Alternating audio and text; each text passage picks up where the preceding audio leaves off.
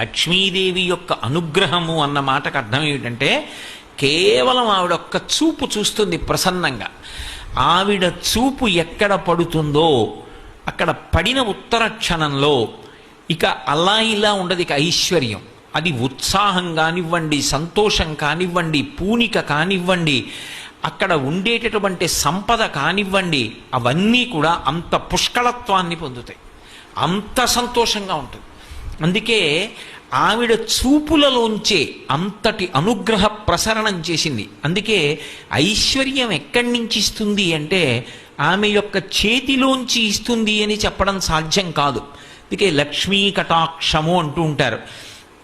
ఆవిడ చూపు పడితే చాలు, ఒక్కసారి అలా ప్రసన్నంగా చూసిందా ఇక అక్కడ ఎంత ఐశ్వర్యం ఏర్పడుతుంది అనేటటువంటి దాని గురించి చెప్పడం ఎవరికీ సాధ్యం కాదు. అయితే మీరు ఒక్క విషయం జ్ఞాపకం పెట్టుకోవాలి, నేను ఐశ్వర్యము